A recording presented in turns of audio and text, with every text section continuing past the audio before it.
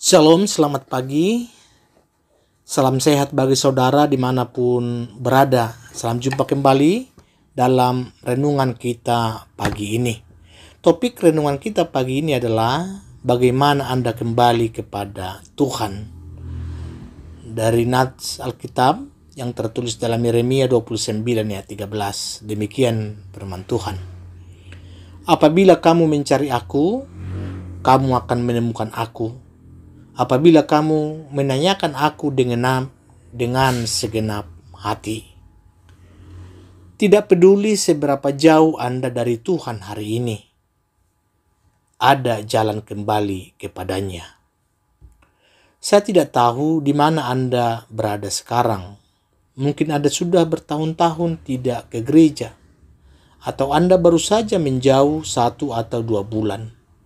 Mungkin Anda pernah mengalami salah satu minggu di mana Anda berpikir, saya benar-benar tidak merasakan kehadiran Tuhan dalam hidup saya. Namun Anda rindu untuk dekat dengan Tuhan. Bagaimana caramu kembali padanya? Inilah jalan menuju transformasi rohani. 3 hal yang perlu Anda lakukan untuk kembali kepada Tuhan. Yang pertama, sadarilah bahwa Anda perlu berubah. Tidak ada yang akan berubah dalam hidup Anda sampai Anda merasa tidak puas dengan keadaan Anda. Anda harus sampai pada titik di mana Anda berkata, saya tidak suka ini. Saya lelah, stres terus-menerus. Aku lelah frustrasi sepanjang waktu. Saya lelah karena terlalu banyak bekerja sepanjang waktu. Saya lelah merasa jauh dari Tuhan. Mengapa Tuhan membiarkan Anda sampai ke titik itu? Karena Dia mencintaimu apa adanya. Tapi Dia terlalu mencintaimu untuk membiarkanmu tetap seperti itu. Dia tidak akan membiarkan Anda menyanyiakan hidup Anda. Tuhan berkata dalam Yeremia 29:13, apabila kamu mencari aku akan menemukan aku. Apabila kamu menanyakan aku dengan segenap hati. Yang kedua, akui dosa Anda.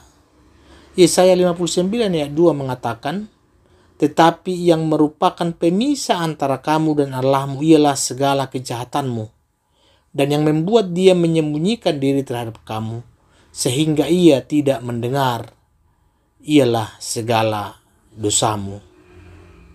Pernahkah Anda berdoa dan merasa Tuhan berada sejuta mil jauhnya, atau seperti ada tembok antara Anda dan Tuhan?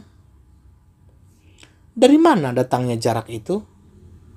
Dosa-dosa Anda telah memisahkan Anda dari Allah. Tetapi jika Anda merasa jauh dari Tuhan, tebak, siapa yang pindah? Tentu kita, Anda. Tuhan selalu ada di sana.